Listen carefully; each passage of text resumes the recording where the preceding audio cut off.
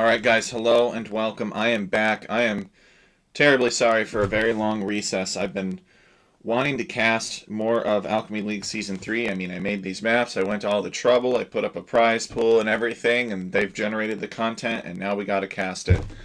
I've just been busy with map stuff for Alchemy League Season 4, which is going to be awesome, and hopefully we will get a handbook up for that in the coming week, maybe two. It's scheduled to start late September. So I've got a couple of sets for you from Alchemy League Season 3, though, which is ongoing and which is also good. I don't mean to brag, but it's probably the best Age of Empires 2 competition out there. And if there's any doubt or questions, just ask, and I will explain why. But I'm not going to do that right now, because chances are, if you're watching, you're part of our very tight-knit group that already knows that kind of stuff anyway. But if you're new and you got any questions about how this league is different from the other ones and what makes it so great, just let me know. We're going to get right into it now. Cookie Pirate, welcome. We're going to go and take a look at the two players that we're going to see first. So first up, we've got DJ Sapson versus Leo 13. We're going to highlight the players here in yellow. So we're looking at about 100 elo difference, 1721 to 1631. So definitely DJ Sapson will have a bit of an edge here. But yeah, you never know. It's custom maps. Anything could happen. So let's go and see if anything does happen, you guys. So we're going to minimize this and we're going to go over to the game. Now, the way the Alchemy League works is, of course, a play all two. So the first one is on the map of the round. And for this particular round, a long time ago when it happened, this is round 3. And the map of the round is Nicaea. Nicaea is like Northern Isles, but better. It's got these kind of neutral, less snowbally islands out here on the sides. So you could potentially have some more space to build out here and do things, take resources, etc. It's got all these little islands with all these little coves and inlets and such. I was really hoping that people would build up quite the fishing eco back here, but the map is quite aggressive. And we haven't really ever seen it get to that point. Maybe that's some feedback or some lesson learned from the map. The map is just too aggressive. I don't know. So let's talk about the players and their civilizations. DJ Sapson in the blue, also known as the blue screen of death, and he is playing as the Malay. And Leo 13 is playing as the red Saracens. So he's down here. What's special about this map? Well, you can't wall to the edge of your island, so that makes landings extremely potent.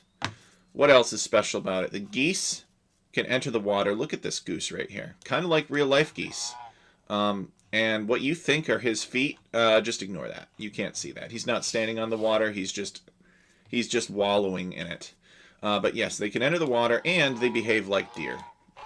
So we've got goats for our herdables on this map, you guys.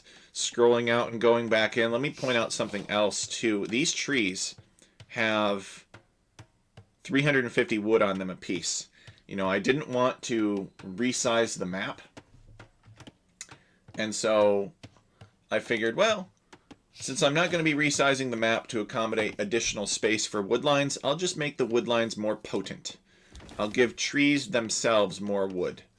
It works out pretty well. Let's take a look at these bushes. All right, these bushes are normal. They still have 50 wood in them apiece. How many boars on this map, asks he. Dr. Loops, Leo 13, and DJ Sapson saying no. Also saying 2. So there are 2 boars on the map. Good to know. I don't think anybody was missing a boar, but it's always nice to check. In case your opponent lamed you somehow. Although on this island, it'd be very difficult to lame your opponent's boar. You'd have to make room in the transport ship for the rampaging boar to step on and then offload on your island. It would just be a nightmare. So, Sapson here with an aggressive forward dock.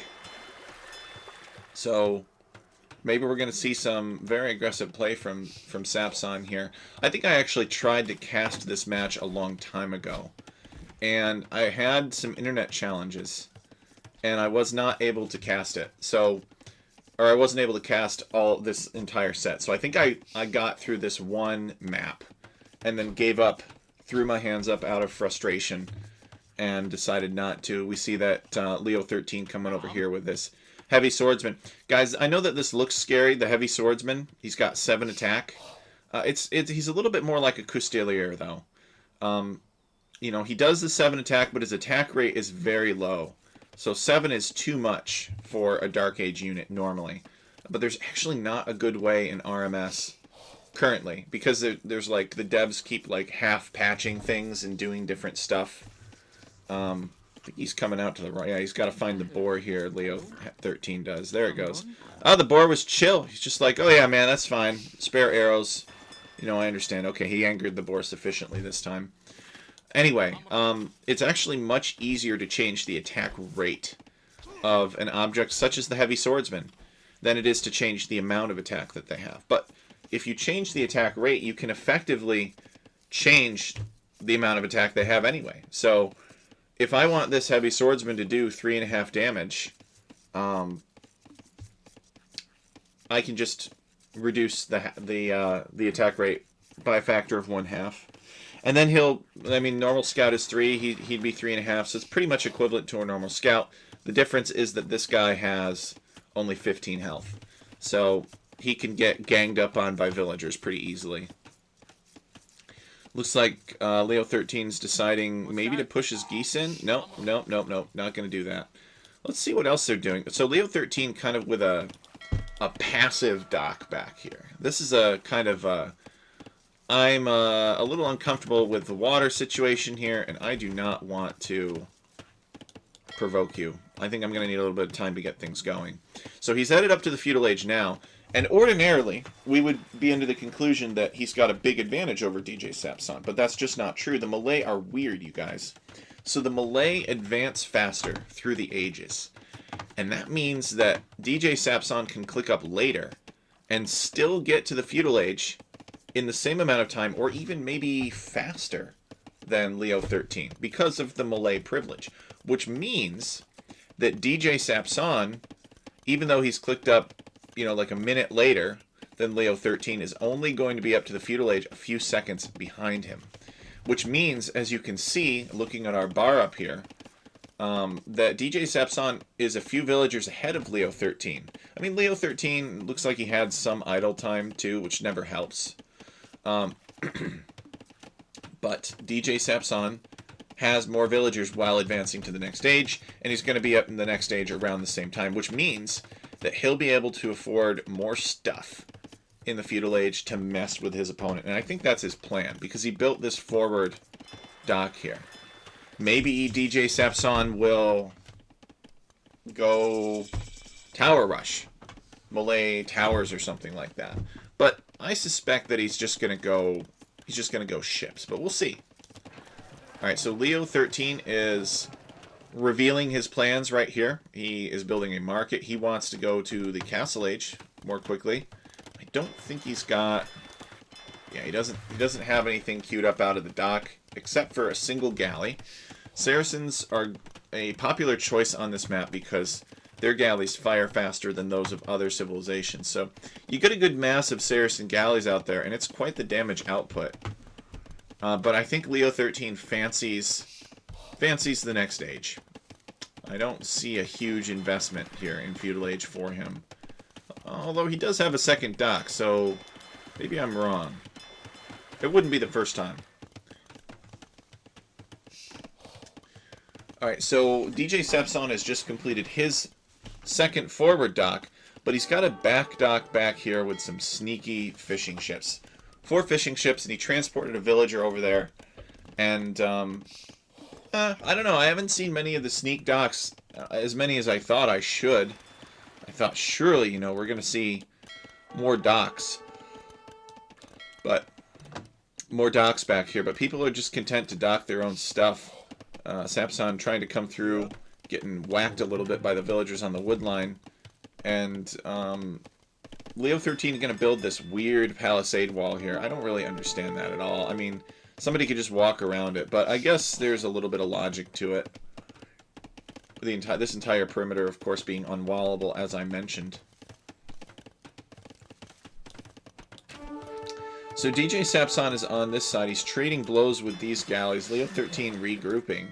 He's going to have 3 galleys. He's probably going to ask this villager to repair one of them, maybe. If he gets around to it, APM-wise. And we have a loaded transport ship here that DJ Sapson just kind of sailed right by. It's got the scout in it. Maybe he's not afraid of the scout. Leo 13 is clicked up to the Castle Age. And DJ Sapson is still in Feudal. Has not clicked up yet. The market is under attack. Alright, so DJ Sapson deciding, I can't really use this scout for anything except to damage your building. So he's just going to keep whacking at it. But, of course, because he is a really bad heavy swordsman, he's not going to do very much damage. So DJ Sapson investing in Horse Collar, which is kind of a strange choice given how much fish there is out here. Maybe he feels like he's not going to prevail on water, and he wants a secondary food source. It's possible. It's also possible he just really enjoys farms. Even fish traps. Fish traps would be really good for them, only they have a lot more food in them.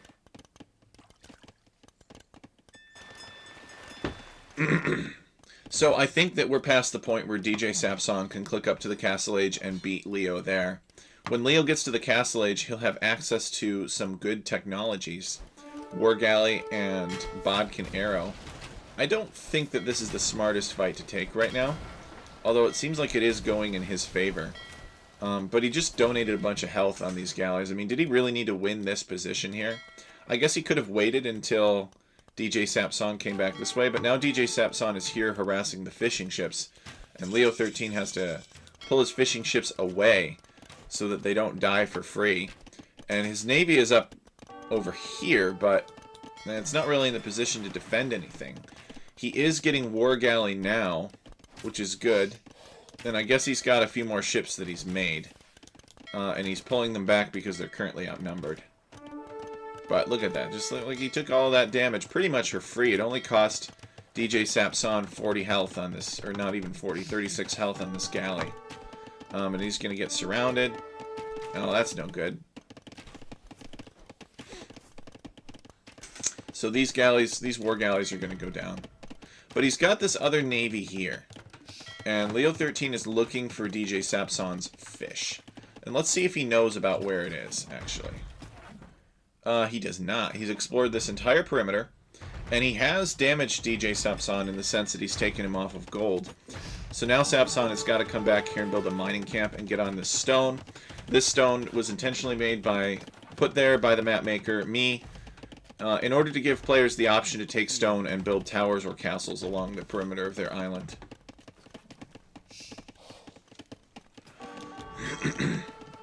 So Castle Age is on the way for DJ Sapson. Leo 13 here with the fire galleys.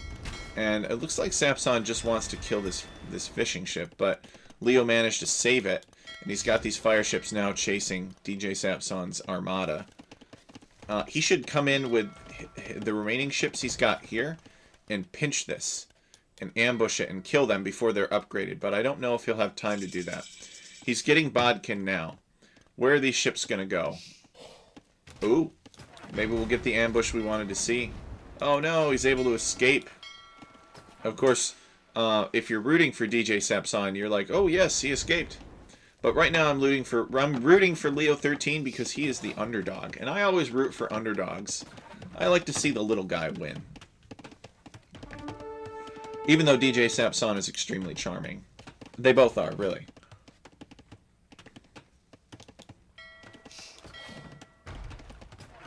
Let's take a look at the villager count here. DJ Sapson with 4 more working villagers than Leo 13. It's probably mostly due to Malay economy and the fact that... Uh-oh. Oh, that's a big hit. Kills 2 ships and damages some others, and now Leo 13 is on the defensive. But maybe that economic bonus, those extra villagers working, will force Leo 13 to call the GG, and that's exactly what happens here. I think it was a little bit early. He was on 2 town centers, and DJ Sapson was on 1 town center. But he had this dock working back here that was never disrupted. So the sneak dock paid off, and I'm very pleased to see that happen. I wish more players would build docks like out here and try to block with docks and build off this little safe fishing area for themselves, these little colonies. I think that'd be a lot of fun. But nevertheless, this is still a pretty good game with DJ Sapson coming out on top. So now we're going to go and cast the next one. Come over here to watch. And let's watch their next game, Frurio.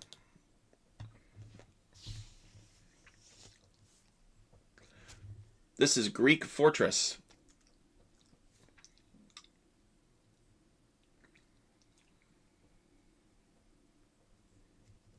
It's a fortress but Greek style. I improved on it a little bit. Oh, and it's Regicide Fortress. That is the most important thing. You got this king here, and if this king dies, you lose. It doesn't even matter if you select Regicide in the lobby when you're setting the game up. If that king dies, you die. Everything shuts down in your empire, Phantom Menace style. Alright, so that king is waddling away over there. And then Leo 13 is going to explore with his king down this way. The king could be a useful exploration unit, but you got to be careful. Because if your king runs into range of this castle, he could get shot and die instantly. We actually have seen exactly with a guard state, forcing the map to be Regicide even though it's not. So I've got this ring of unbuildable wall terrain around the outside because I was tired of campy fortress maps. So this actually means that this wall in the back, it's actually doing something. And the towers are generally forward and the castle is generally back. As we can see, further away from the center. So it kind of allows you to maybe do a little bit more castle age aggression. You know, there could be some place where you're not completely covered. Like if you had a ram and a mangonel, you could actually get in here. You could ram away at this, and then you could have a mangonel here flattening villagers trying to repair it. So, or a monk.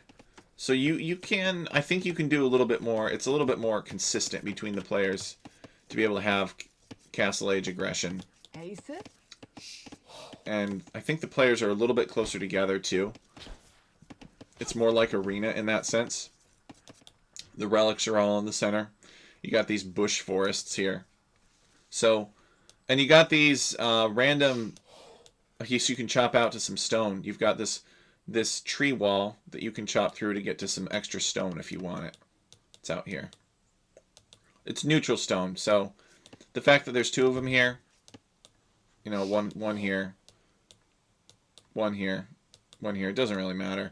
Because there's a ring of unbuildable rock terrain, and then you got to chop through it, so it's pretty much as good as anybody's, even though it's behind one player. King's wandering around. Have you ever noticed that this king's got an umbrella? It's a pretty nifty invention, actually. Keep the sun off of his neck. So we've got Teutons versus Bengalis. Let's talk about this. These are both arena picks. I think that this map plays like arena. I think this is kind of arena, but it doesn't look like arena. So naturally, you're going to see arena-type civilizations. You're going to see Teutons. You're going to see Bengalis. You're going to see Italians, Turks, Byzantines. You're going to see civilizations that have strong, unique units and siege/monk plays. I mean, somebody could pick Tatars on this map. You guys all know what I think about Tatars. The civ, not the people. Somebody could pick Koreans on this map. I guess they could be good in a different way. We've seen Sicilian First Crusade rush on this map, which was pretty memorable. Actually, Sapson was involved in defending from that, I believe. But that was Ola Dushek perpetrating such a rush. The king is threatened. What? Where? Where? Oh, okay. This heavy swordsman has attacked the king. Not that king, but the other king, I guess. He's in here healing up. Yeah, alright. Well, don't want to lose your king to anything like that. So you start with a barracks. It's a little bit faster of a start, I think. But, you know, there's not a lot of feudal age on this map. I'll just be honest with you. Like, it's an old map. You know, this map was not screened for competitivity the way that we normally screen Alchemy League maps, where we go through and we list all the different strategies that could be good and then determine whether or not there's a lot of variety or if it's the same thing every time. We don't, none of that, right? This map got a pass because it is structurally very similar to Fortress and Arena. And neither of those maps really have much going for them in the Feudal Age. I guess on Arena, you can Tower Rush. And depending on your map, it can actually be pretty effective. But you can't Tower Rush on Fortress because they already have defensive towers. It's not really viable. So the Bengalis, I'm not really sure about the Bengalis. They're one of those new Indian civs. Don't know much about them, but the Teutons are quite classic. Maybe I really should go through and just accept that Bengalis are part of this game now.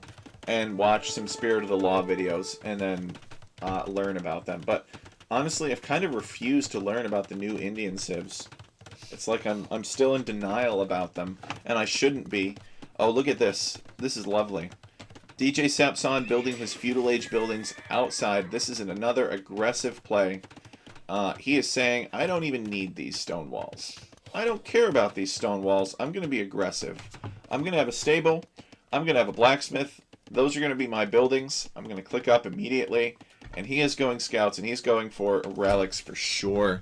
Now, guys, remember that Alchemy League is always standard victory condition. Why on earth would we limit the potential options that we give players to end games? I know. Everybody hates losing to that guy that builds a relic in the corner, or builds a wonder in the corner, or gets all the relics and puts them in the corner. But it's fun, you know? It's memorable. And so we got to do it that way. So remember, guys, though, that Sapson's Teutons, well, he's not going to be able to upgrade to light cavalry. So as compensation, all of his units are just a little bit more resistant to conversion from monks. But it's really, honestly, not a fair trade-off at all. It's one thing to, like, trickle monks into the Teutons and have them overpower you with whatever units they want. But if you show up with, like, a decent mass of monks and a Teuton player is not prepared for it, Teutons are the easiest civilization to monk rush, in my opinion. I would love to play against Teutons if all I were doing was monk rushes, because it's pretty glorious. So we can see that Sapson has made a couple of scouts here with his available food. He's got all these Teuton sprawling farms out here.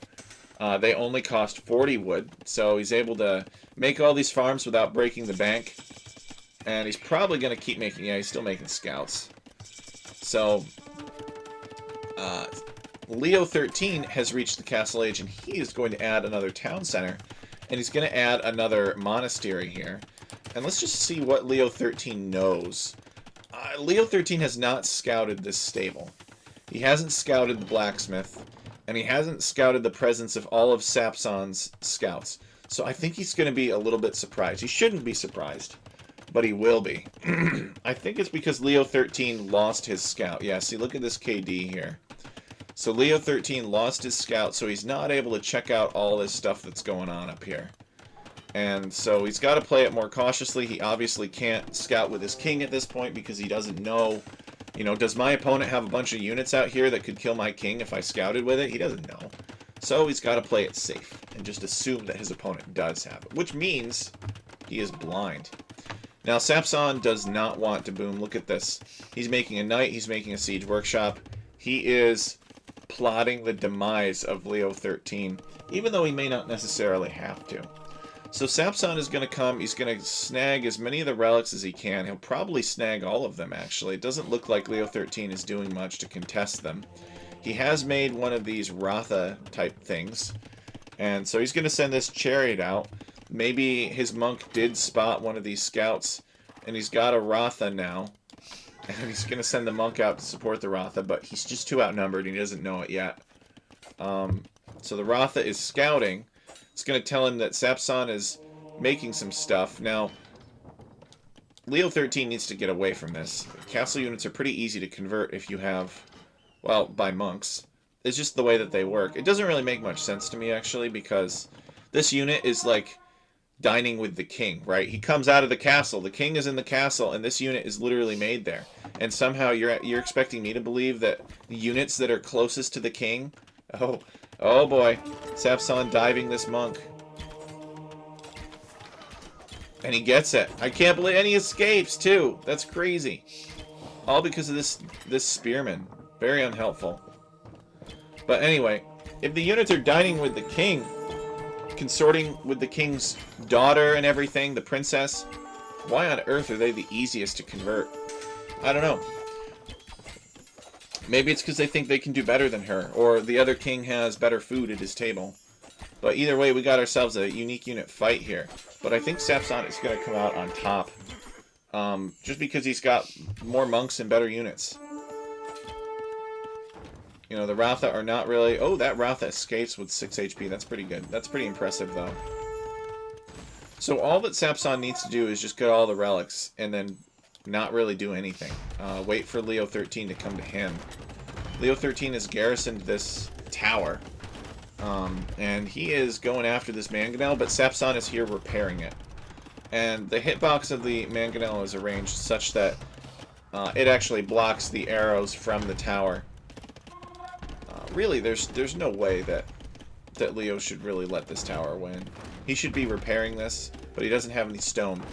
Maybe he could send a Ratha out to snipe this mangonel. It just really seems tragic, but he also just may not care, you know. He might have other woodlines that he can go to. Something out here, perhaps, although Sapson is patrolling that. Leo 13 is only now deciding to get Loom. He actually does have a big villager advantage. He's got 3 town centers compared to Sapson's 1. And he's been creating from those 3 town centers. So now this mangonel is working on his town center. He could get redemption monks to defend it. That's what I would do. But he's going to do the mangonel instead, which is fine. It's a legitimate strategy. Mangonel comes up and flattens that mangonel.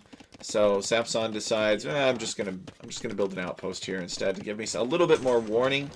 The outpost is, I think, just barely out of range of this town center.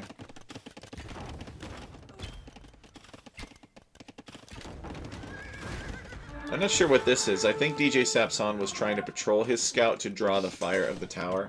That would be my guess. Mangonel shoots, whacks this guy in the face.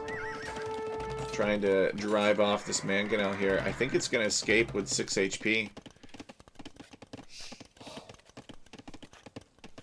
We got a ram here. DJ Sapson really wants to make it happen. He started making rams now. How's he doing on relics? Well, it looks like he's got 1 more relic to get. And then he'll have all 5 relics. And then the countdown timer will begin. And Leo 13 will have to make things happen. He does have nearly twice the villagers. So his boom is definitely better. I feel that Sapson could be coming right up against the wall here and flattening some villagers, but I guess he's afraid of this mangonel. So that's why he's holding back. What does Sapson need? Well, Sapson could really use Imperial Age, actually. He could use Imperial Age, and he could use about 15 more monks. And some trebs. And then Leo 13 would be right for the plucking, but instead he's making knights for some unknown reason.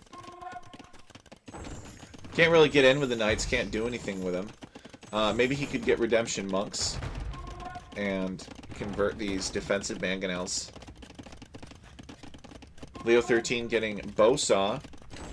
Sapson has not initiated the relic victory. Why not? Why not, Sapson? The monk is literally right there. What's he doing? Is his plan to build another monastery back here or something? Oh, petards. I don't know why he hasn't initiated the relic victory. Why not? There's no disadvantage to it at all. It would actually be an advantage. It would be smart. So he's got petards, and that's going to be his way in. I think that's pretty clever, actually. Petards is such an IU thing to do. These guys know all about that, too. Alright, so they're the defensive mangonels. There are rams. There's a mangonel working here on the town center. Leo 13 is starting to make defensive pikemen. But pikemen are very bad against Teutonic Knights. So I don't think he knows about the Teutonic Knights yet. I don't think he's seen them in any capacity. Yeah, he doesn't know about the Teutonic Knights. He's getting iron casting. I'm really not sure what he's waiting for. I guess maybe he just wants to fill up these rams with Teutonic Knights. But I think he's got enough Teutonic Knights. He's got 4 Teutonic Knights. That's enough to deal with all these pikemen. Oh! Didn't even need the petards. Leo 13 deleted that so that he can get out here more easily. I think that's a big mistake.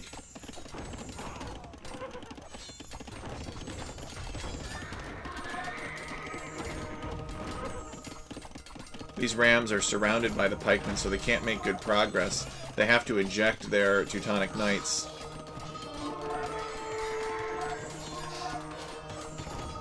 Teutonic Knights are just mopping up the pikemen. But the rams are significantly damaged. Sapson building another siege workshop, and he's getting the 2nd armor upgrade. I don't know that these rams are going to be able to get in and do the damage. He's sending a petard in. This is going to be funny. Oh, the petard doesn't even go for the mangonel. What? I thought that petard was going for the mangonel. What's he going for? Is he going for a king snipe? He's going to need a lot more petards than that. Alright, he did garrison the relics, though, a few seconds ago, and he's counting down the years to a relic victory. And he's converted a Ratha, and the Teutonic Knights are fighting the pikemen. Leo 13 has twice the number of villagers as DJ Sapson. He is building a castle here. I don't know that DJ Sapson wants to let this happen. I think he needs to get a mangonel over here, or a monk or something. This castle is not the best castle. It would be better up here, but it'd also be greedier up here. Alright, I think he sees it now. He's sending units to intercept it. I think this castle will go up, though. It's just too late.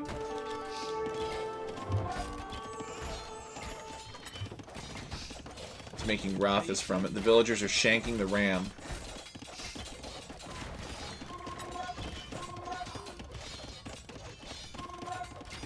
They don't want to fight the Teutonic Knights underneath the castle. Who would?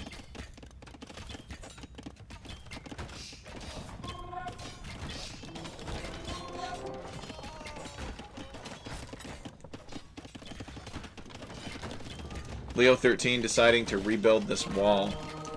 I don't know. It's kind of a wasted conversion to convert pikemen. Unless there are a lot of scouts out there. It's better to convert the unique unit. DJ Sapson, his military is around the same size as Leo 13's. Some of it was converted. But his villager count is a little over half. So he really needs to do the damage, but I don't think that he will. I think Leo 13 will tie it up.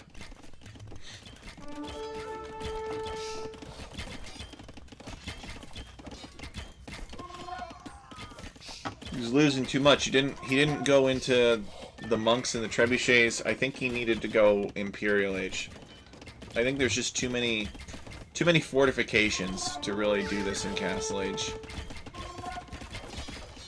Not all in enough. Castle drop on this monastery. If this castle goes up, then Leo 13 will deny Sapson's relic victory. But there are some knights charging into the defense of the monastery. They're killing villagers. They're also being killed by pikemen. There are 2 villagers left building this castle. Yeah, that's a little bit of unfortunate micro. Now there's 1 villager left building the castle. Alright, there's some mangonel here. It's probably going to get eaten up by these Rathas because mangonels suck now. And they don't actually counter archers anymore. These people just micro them. Villager goes down. Leo 13 sending more villagers to build it. I believe that this castle will go up. And with that castle going up, I think Sapson will call the GG. We'll see. He hasn't, as far as I can see, he hasn't built another town center. Nope. No additional town centers for him.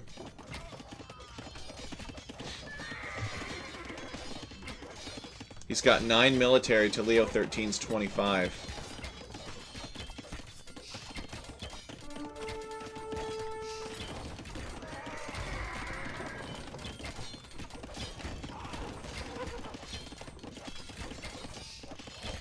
You know, the irony is I think that DJ Sapson could have won if he garrisoned that relic immediately for the relic countdown, and he made more monks and he converted more unique units. I really think that he could have won with this strategy. Monastery very damaged. It ejects its contents. The relic victory is cancelled. Sapson is getting ironclad to give his siege weapons more armor. But I think it is over.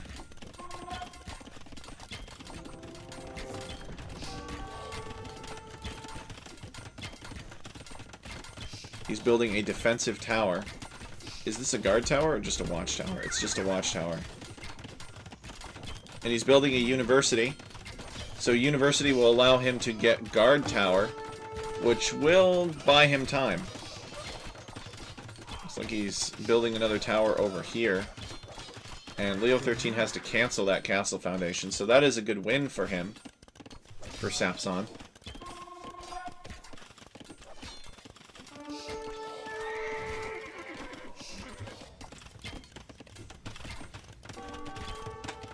It's a good win, but is it enough?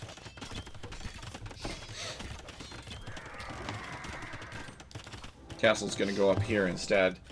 And so Sapson's going to build another tower. He's like, I can build towers faster than you can build castles. He's just gotten the guard tower upgrade. Guard towers will slow Leo 13 down a lot. It's almost up. So is the castle, actually, though.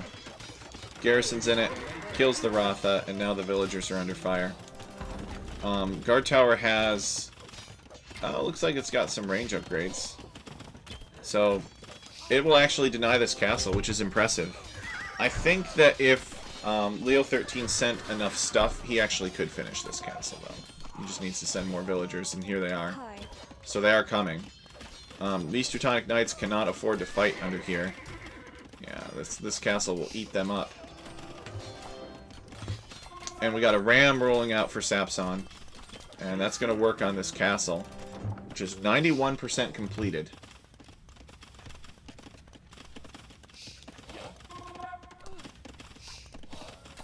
Pikemen want to stop the ram while the villagers build the castle. 95, 96, 98, 99. There it is. The castle is up, which means this tower will go down. The castle will fire at it. Teutonic tower with 9 villagers garrisoned in it. The Wrath is attacking the ram. Leo 13 can click up to the Imperial Age. I think he should. I think it would be very demoralizing for his opponent to see that he's in Imperial Age. Wrath is coming in to look for some economic damage. I think most of what Sapson has is underneath tower and town center and castle. But maybe not. Sapson is still fighting.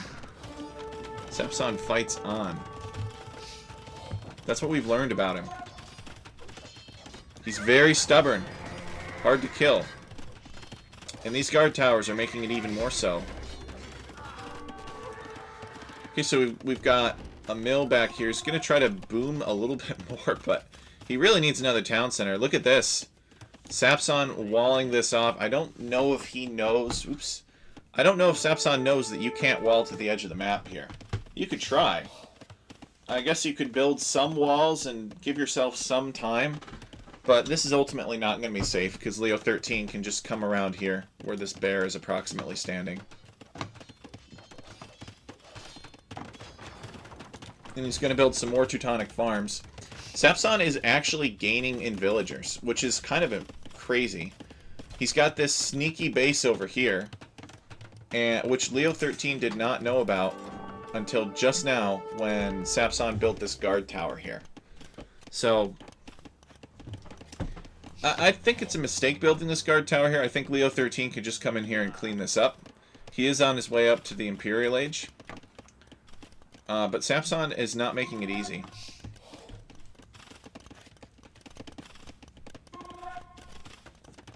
So Leo 13 should get these relics now, and that's indeed what he's doing.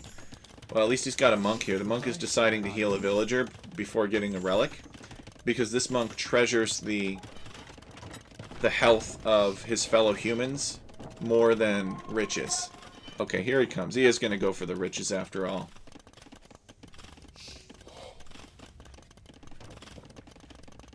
There it is. He's moving it in. And there's another monk to come and help out. Move everything. What do we got here? We've got Sapson has made a couple of petards and some Teutonic Knights. And what's the goal? Is the goal a king snipe here? I don't think that's going to work out so well.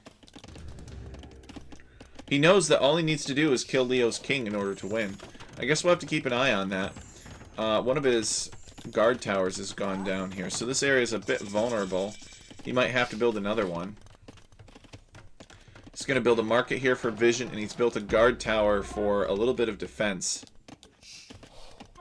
I don't really know what this accomplishes over here. This is kind of a strange choice. We'll see, though. He'll build more stuff. He's moving his king. Okay, he's moving his king to this guard tower.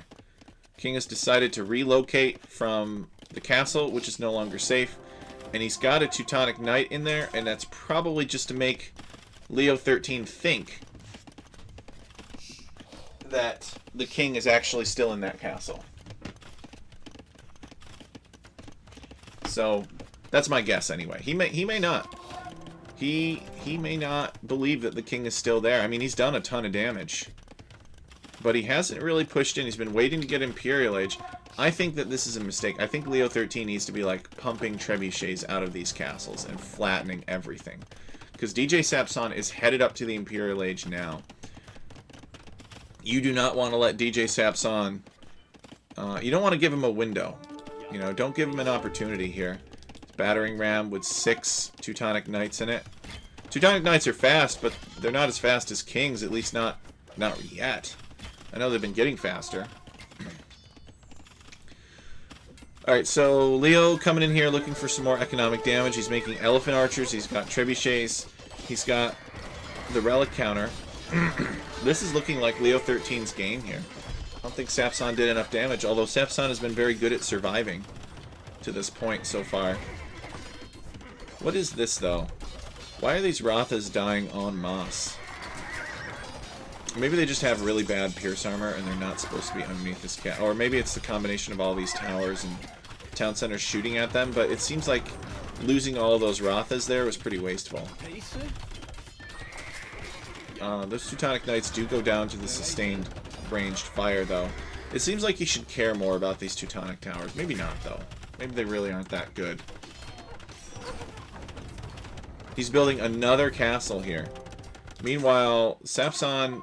Okay, he's petarded. Did he... I wonder if he loaded the petards in this battering ram. And then unloaded them. But I don't think you can put petards in rams. And so now he's working on this castle. If Leo 13 doesn't see it, it's a problem. But these villagers are retasked to repairing the castle. So that means that he does see it. And the king is not in there anymore. The king is probably somewhere else. Let me see if I can figure out where that king went. He really just needs, like, 20 petards. Not 20, but 15 petards. Bust his way through the wall into the castle. There's a villager in this castle, maybe to make Sapson think that that's where his king is. I actually don't know where the king is. Should probably try to find him. But Leo 13 is tearing in. He's got these armies of very tanky elephant archers rampaging through what used to be Sapson's base. But now Sapson kind of has no base. I guess he's got this castle still. And he's got some stuff back here. And he's got some stuff over here. But this is a cute castle drop, but there's no king in that castle. Leo 13 has smartly moved the king to this castle and repairing it. So Sapson is losing villagers now, and I think he's losing army too. I don't think he can survive much longer, but we'll see. There's 159 years left on the relics. It seems high. I'm wondering if the relics were reset somehow, but there's no way. There's no way. I don't think he'd be able to get in here. There's just too much stuff in the way. Elephant archers raining arrows onto trebuchets. That's how you know it's rough, when the elephant archers just don't even care about the castle. They just come in and rain arrows on your trebuchets.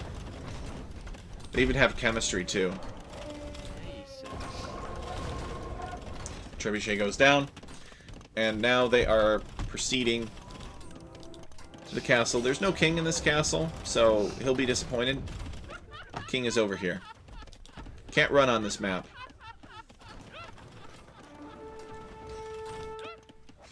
You can't run. You can hide, but you can't run.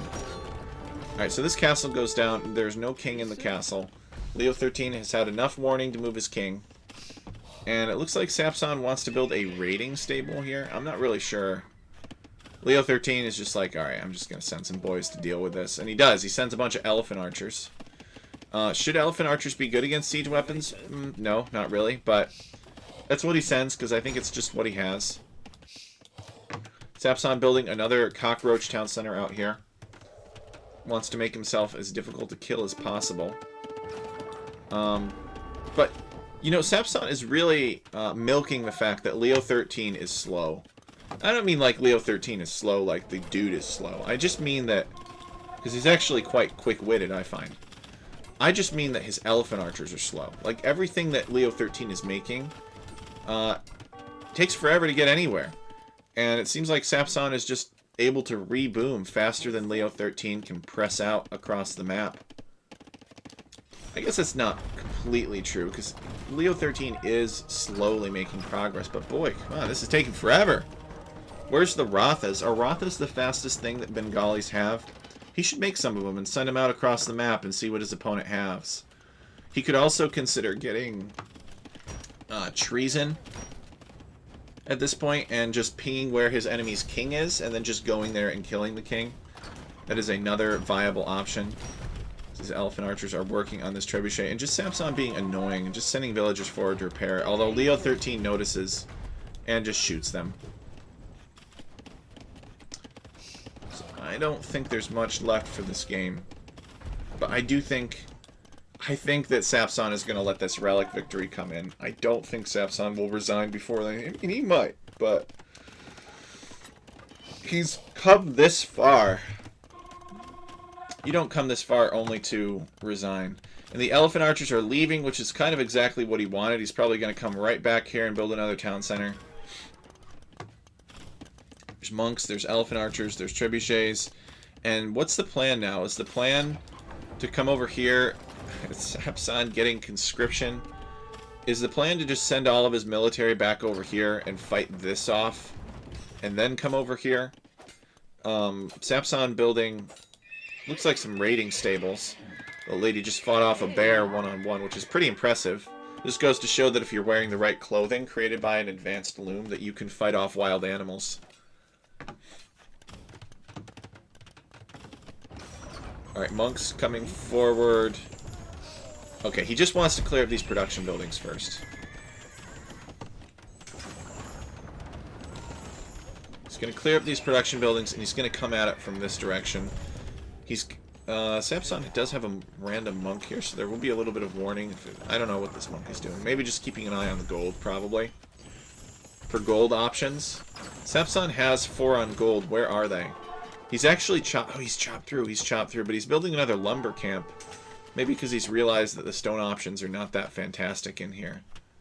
But he could probably still build a mining camp. I think that these columns are considered non-solid eye candy. So... that means that you can just walk over them and build on top of them. But maybe not. Maybe villagers have some kind of pathing quirk with those. This Teutonic Knight is just pacing, just wasting time.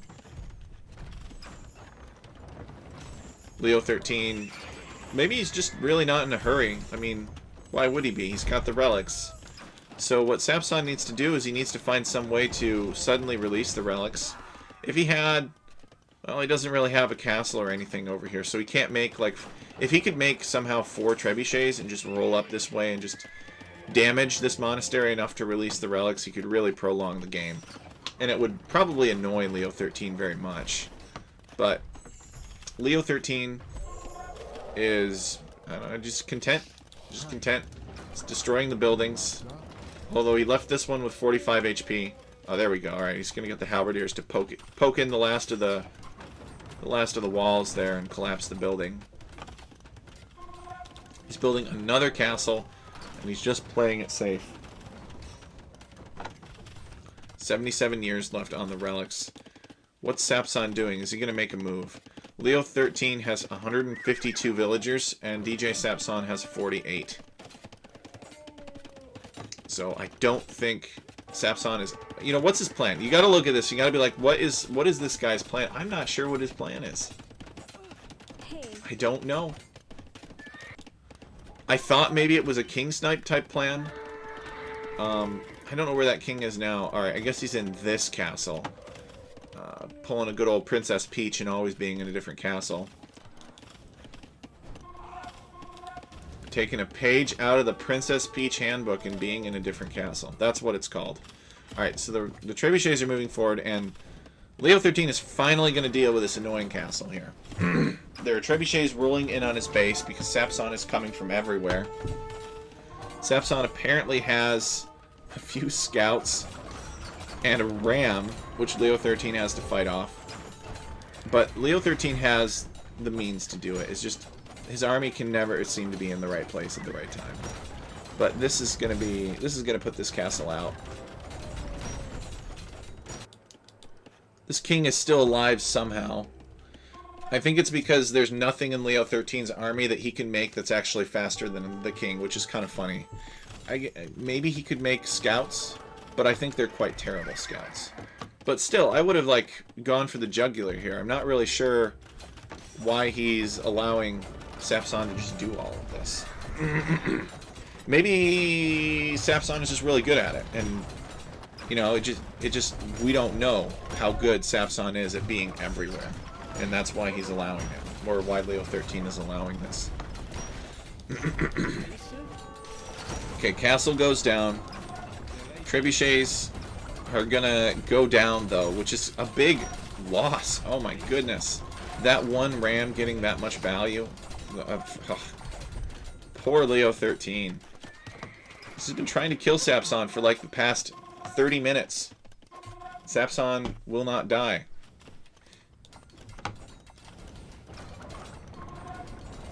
Sapson still has one more trebuchet back here. He's got a tower. He's got a random ram. He should garrison the tower so that he can kill elephant archers.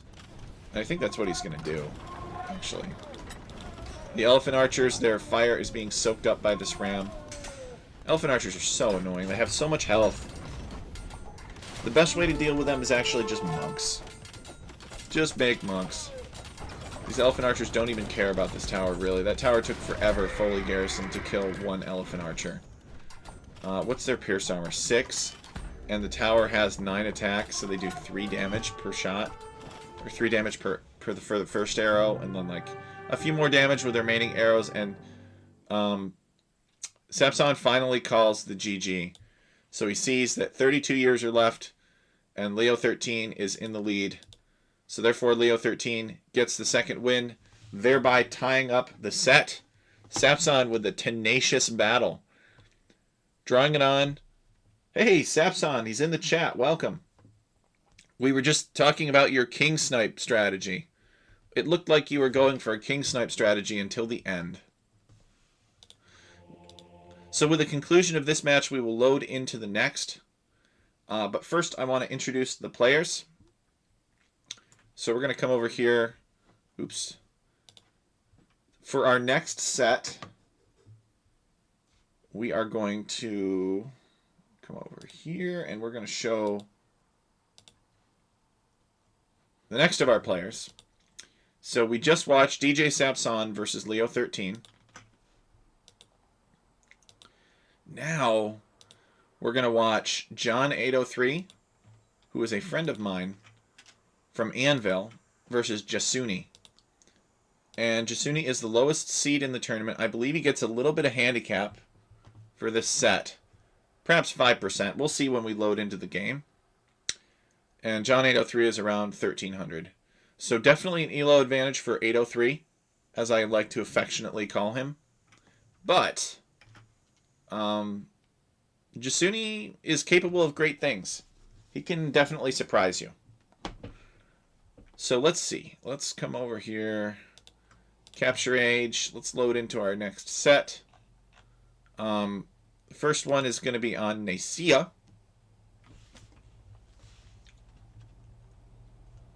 Nicaea is a map that I created. You guys may have seen it.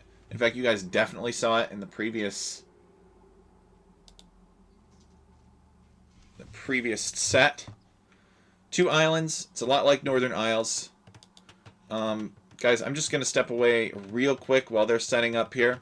The big thing that you need to know is that they start off with a transport ship. So you can transport over, but everybody has to get loom immediately. So I'll be right back. And then I'll talk more about this map. Just a quick bio break here. So I'll leave it on the screen.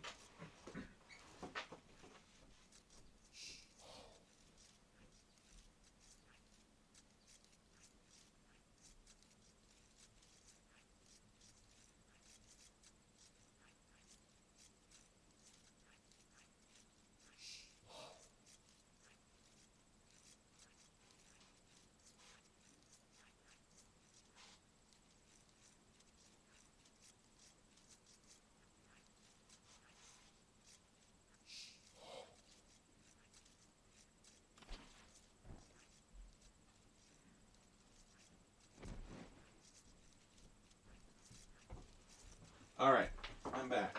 Let's talk about Nicaea. And let's talk about their civilizations, too. So, we have Jasuni playing in the south. About 5 or 6 o'clock. He's playing as the Gray Saracens. And then we've got 803 playing as the Blue Persians. And he's around 11 o'clock. So Nicaea is a lot like Northern Isles, except instead of having an island in the middle with gold on it, which chances are you will only control if you're already winning, so why do you need all that extra gold? Instead of that, we've got these neutral islands that come off to the side that have some extra resources on them. We've got all kinds of little outcroppings in the Aegean here. This is a Greek islands map, essentially. And these islands are positioned fairly and symmetrically every time. But there is no guarantee for these outcropping islands. These are always going to be random, but it's also not a big deal that they're random because they don't have any resources on them. They're just places to build docks. And I guess maybe you could... Actually, you don't even really need to mill these. I guess you could. There's some geese on them, but it's generally not worth the trouble. Most people will not mill them. Oh, by the way, the geese act like deer on this map. It's kind of special. So you can't convert them. They just kind of wander around and do their own thing. And they can even go into the water sometimes, like what you see up here. Let's talk about the civilizations. So, Saracens. There's 2 things that you can do with Saracens on this map. You can go galleys, and your galleys will fire faster than other people's galleys, and that's an advantage. Or you can go archers and you can land and you can have really scary archers. Jasuni loves Saracen archers. He makes them every time. He's got to be careful, though, that this villager doesn't die. It looks like he did get loom. And we can tell that Jasuni has a 5% handicap because he has 210 stone, and he is not mining any stone. So that means that he started with that 210 stone. So 1.05 times 210, or times 200 is 210. So that's how we know that he has 5% handicap. We can work it out mathematically. You start with a transport ship. You can transport over to your opponent's island if you want. Check him out. Oh no! 803 has lost a villager to the boar. Oh man, that sucks. That's very unfortunate for 803. Luckily, though, he's Persians, and Persian town centers work faster.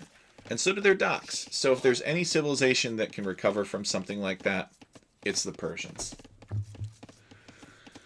So let's talk about why Persians could be good on this map. Well, their docks have twice the HP. Look at this. 3,600 compared to Jasuni. Actually, that would be a bad comparison. Number 1, because Jasuni has handicap, but number 2, because Jasuni actually does not even have a dock, but he's building one. So this is just Jasuni is attacking 803's transport ship, which is pretty funny. 803 wanted to explore back here. But Jasuni's swordsman is just hacking away. Let's see. So Jasuni... So 803 has explored pretty much the perimeter of Jasuni's island.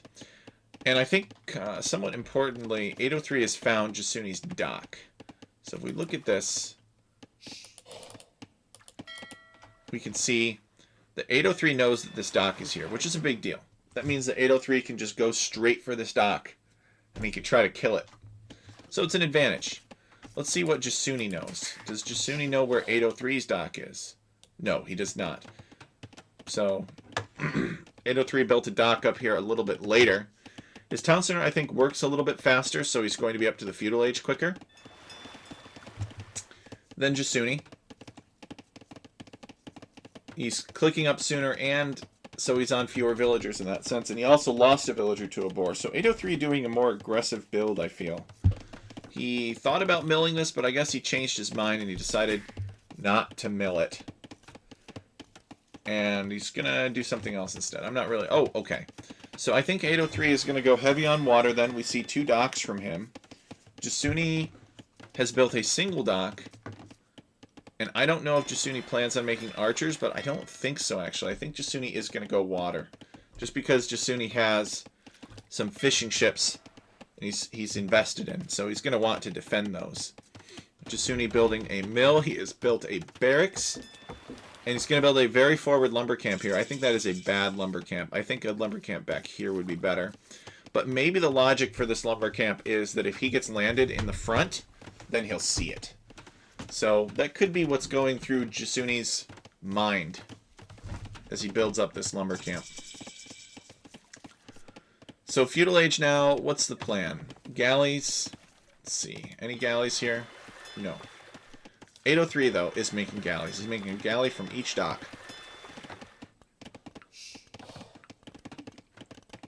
So Persians, you know, late game, do you really want to make galleys as Persians? No, because they're missing bracer. So they will get outclassed eventually by other naval civilizations. But until, you know, through the end of Castle Age, it's fine. You can go galleys as Persians and get away with it. In fact, you can do more than just get away with it. You can go galleys as Persians and excel. But they probably want to go fire ships late game if they really are going full into water combat late game. But I sense that Persians, it's not really their style. You know, Persians would rather do a land... They'd rather use their eco advantages from their docks and town centers to maybe get a good early bonus, get in here, kill some fishing ships, and then land their opponent with their brute strength, with their knights, with their elephants, with their commanderons. Oh, what do we got? Okay, more destruction. Figures. It's Age of Empires. So those fishing ships have all gone down now. Jasuni lost them. So 803 lost a villager to a boar, but Jasuni lost 3 fishing ships to, you know, essentially 2 galleys. So 803 does actually not need to make any more galleys, because it looks like Jasuni does not care about water control. Where is Jasuni's transport ship? That's what he needs to keep alive. It's right here, and he's not doing a very good job because it just went down. So Jasuni is going to need to build another dock and build a new transport ship if he wants to continue here.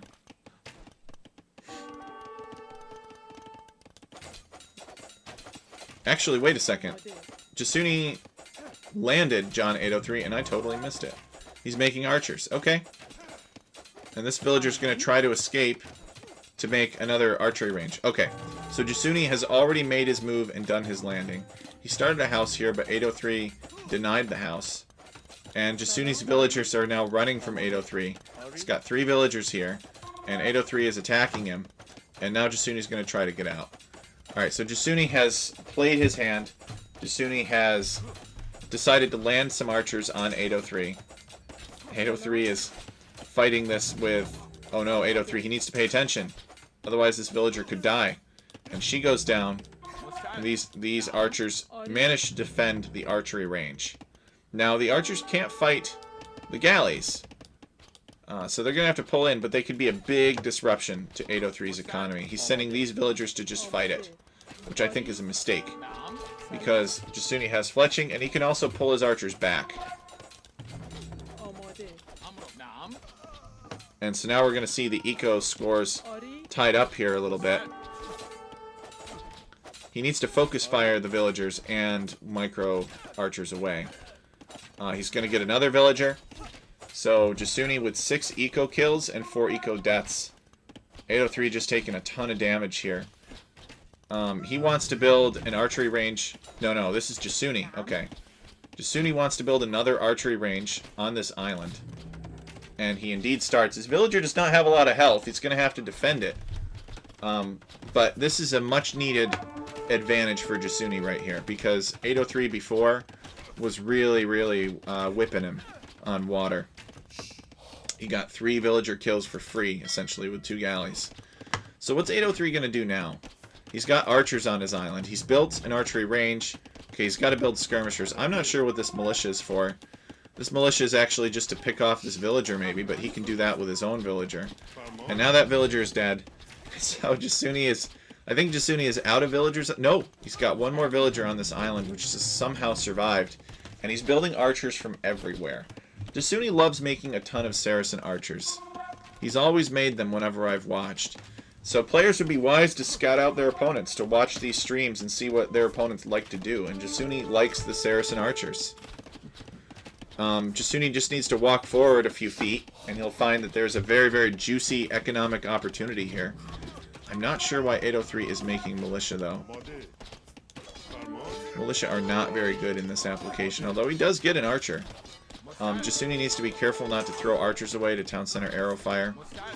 And he should be able to see that there's stuff over here. So this is really the question of, can 803 get a market up?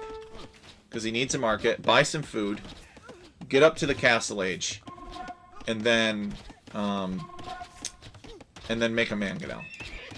He could go stable and scouts, but I don't think he's gonna be able to make enough scouts. 803 only has 5 on food. Where is 803 fishing, actually? He's got 2 fishing ships here.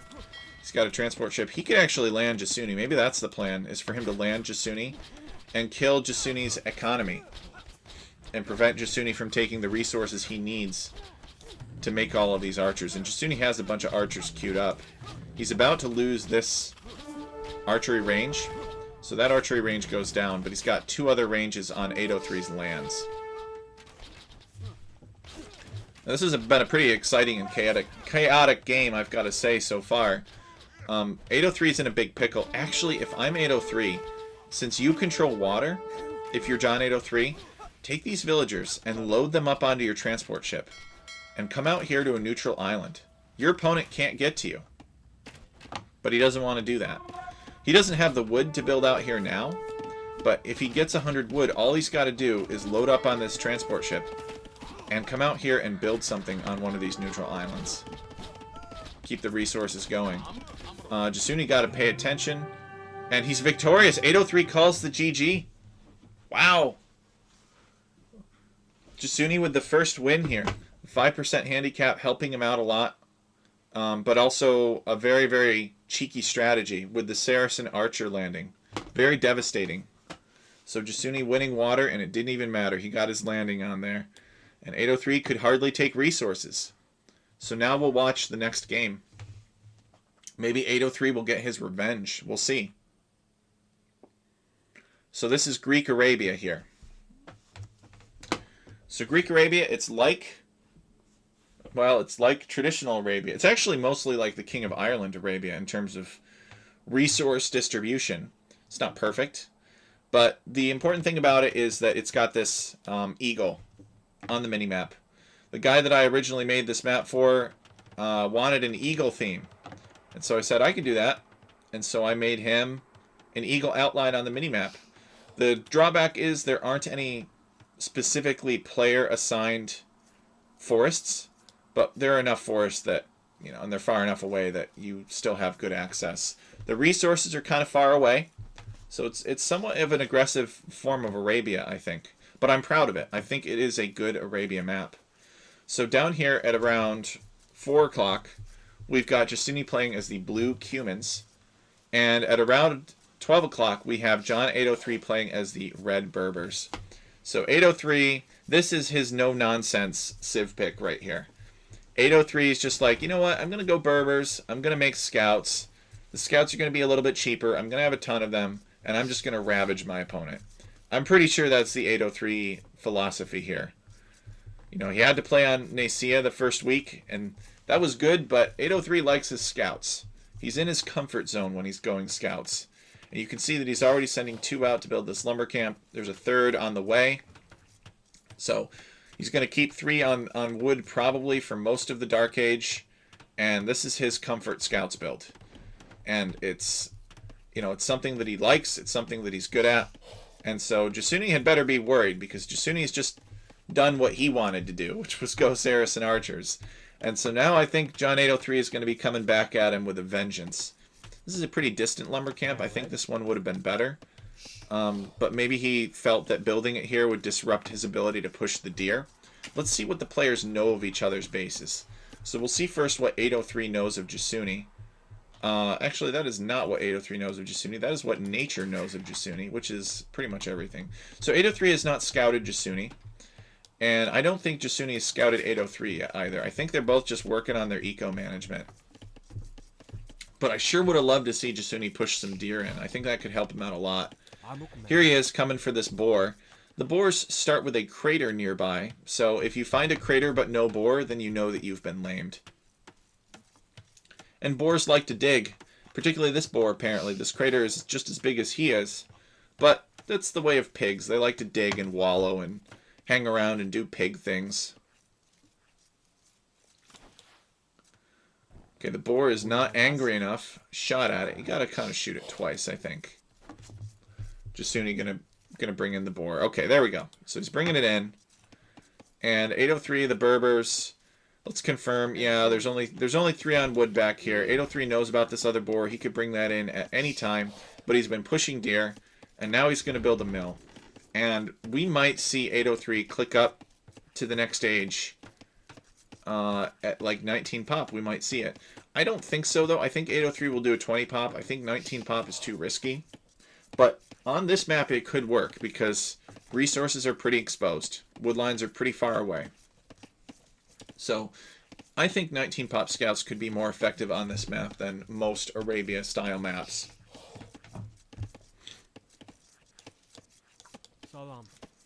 Here comes Jasuni to harvest his other boar, bring that in. Jasuni once again with the handicap, 5%. But notice that this villager has 26 health because Jasuni has not gotten loom yet. So he needs to be careful with this boar lure. And luckily for Jasuni, he is careful. He kills the boar, and now he's taking it. Neither player has lost a villager yet. Maybe they never will. Maybe this will be a pacifist. Maybe the players agreed to just do a wonder race. They're just going to see who can get to Imperial Age first and build a wonder. That would be really, really wholesome, but I doubt it. I think these guys are going to try to kill each other very quickly, especially 803. You can see that 803 is clicked up. 20 pop.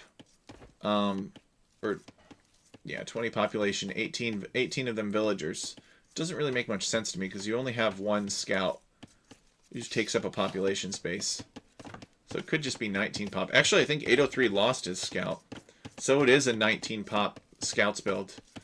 803 sends a bunch of villagers out to wood. It certainly looks very tight, this build does.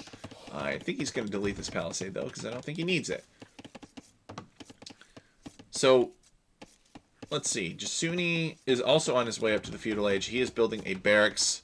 He will need lots of spearmen, so that barracks will come in handy for him. 803 kind of palisade walling this off, and he's palisade walling his wood line as well for good measure. I think he's actually serious about that. He's just going to kind of build himself a little box here. Maybe he's expecting human scouts. I'm not sure. It would be kind of a logical thing for humans to make. But Jasuni may actually just be going second town center. I'm not sure.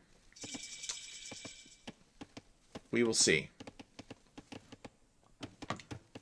He's not really heavily invested on this lumber camp here. He's got just 4 villagers on it. He's chopping some stragglers. Indicative that maybe Jasuni just wants to build... I would build the town center right here if possible. I think this is the ideal location. So 803 is feudal age. He gets his eco upgrades first. He's already got a stable under construction. It's built. He's queued up a scout. And 803 is going to come for Jasuni with a forward villager. What is this? What is this? I don't know. He's got his own scout over here. And Jasuni is going to build a forward range. And I think for Cumans, the ranges are cheaper or something like that. 803 is going to scout it immediately with his scout. And this scout will be able to 1v1 this villager. This is a greedy archery range. This is never going to go up. You can't get away with something like this against a competent opponent. And Jasuni's going to learn that the hard way this time. Alright, Jasuni building another town center here. This town center will be very helpful for him. The wood is not the best, but it's on gold, and it still is on wood. So he should also try to small wall in this lumber camp on the wood, but he probably hasn't thought about that yet.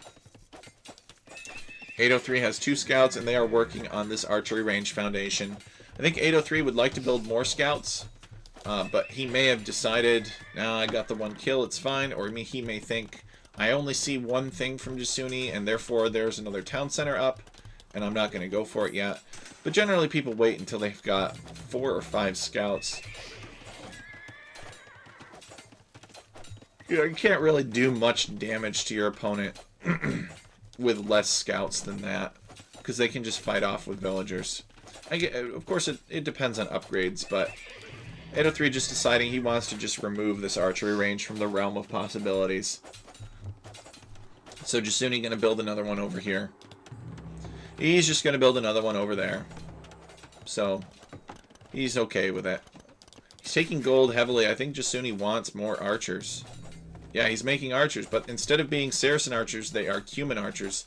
Does anybody know what Cuman archers are good at? Oh, look at this. Yeah. So if Jasuni is quick on his feet, I don't think he saw that. If he's quick on his feet, oh yeah, no, he saw the foundation. If he's quick on his feet, he could kill this villager. This villager is weak from the wolf. He's got his scout here. He's got his 2 other villagers here. But instead he's going to build an archery range inside of 803's walls, which is funny. And I don't think 803 saw it either. So 803 is here with the scouts now. Jasuni sees the scouts and reacts by pulling the villagers off of the berries, except this one guy. Alright, there he's getting with the program. And the scouts want to pick off this villager, but they are not able to. But there's another villager right here that's probably not going to get away, because the scouts are on the opposite side. That villager goes down, and 803 has gotten 2 eco kills, and Jasuni has gotten none. So Jasuni is at 29 villagers, though, and tied with 803, because he's got 2 town centers. And at one point in time, those 2 town centers must have been working simultaneously to create more villagers. So Jasuni making archers from this range. He's making archers from this range. These are not Saracen archers, though. They are not going to tear down buildings. But at least from Jasuni's perspective, he's got some sneak units. I don't know what these villagers are going to do. He's going to build an outpost so that he can see more. So the scout's not really doing much damage to Jasuni because he's got this second town center. And because he hasn't found... I don't think he's found this over here. He probably could damage that if he found it. Yeah, he found it. So it must be that it's completely walled off, and he just doesn't want to bother trying to get in here yet, or 803 is looking for other stuff. So here's 803's injured by the wolf villager. Jasuni's archer is chasing it. 803 has got to be wondering how Jasuni got in here. Jasuni has built a second range, and Jasuni all in with his Tati rushes, I guess. But I'm wondering why pick Cumans for this? Why not Britons or something? That's something that I don't fully understand. Maybe we'll have to do an after the game interview with Jasuni and ask him why. See if we can understand what's going on.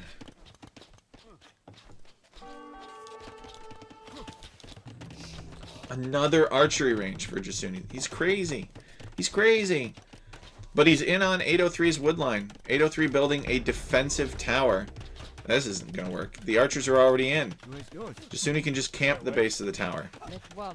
803 has so many villagers here, though, he might actually be able to fight these archers off. But he's going to build the tower instead. These archers are just going to follow the villagers away, which is a mistake. The scouts are being sent back, and these archers are all going to go down. Jasuni is Castle Age. He is building a siege workshop. And 803 has the resources to click up to Castle Age. He should do so immediately. If 803 can get into Knights, then Jasuni will be in big trouble. 803 has the buildings to click up, and he has indeed clicked up just now. So Jasuni still making more archers. He's making more ranges inside of 803's base. And he's got a ram.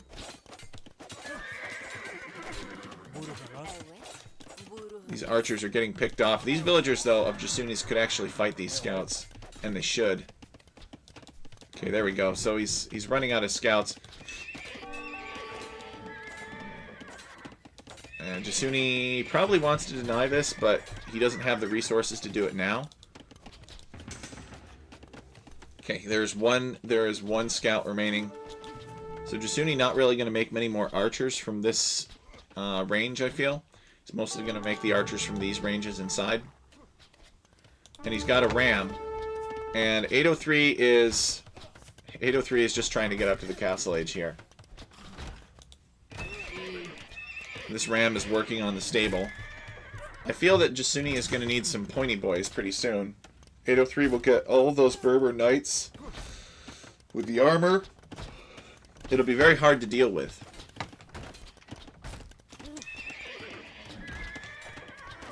Alright, stable under attack.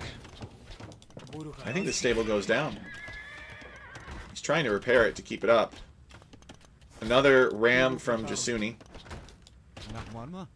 Let's take a look at the Eco KD. 803 has killed twice as many villagers as Jasuni has, but Jasuni is here with a vengeance. 803 has just reached the Castle Age, so I think it's over for Jasuni now. But it was looking pretty scary. If Jasuni could deny 803's gold, it would be different. And maybe he will.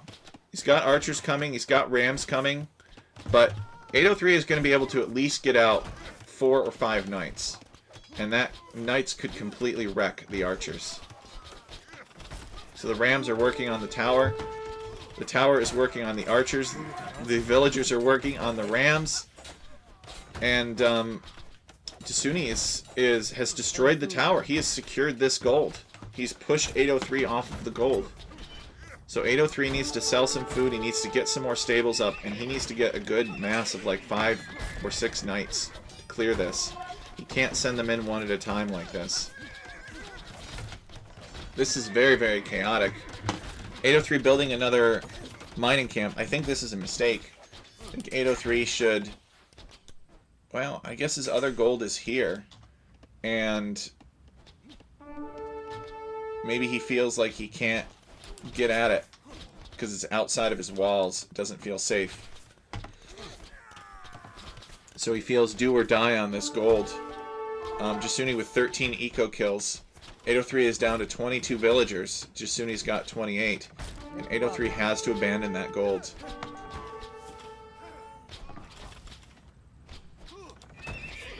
He's making scouts because he doesn't have the gold for knights.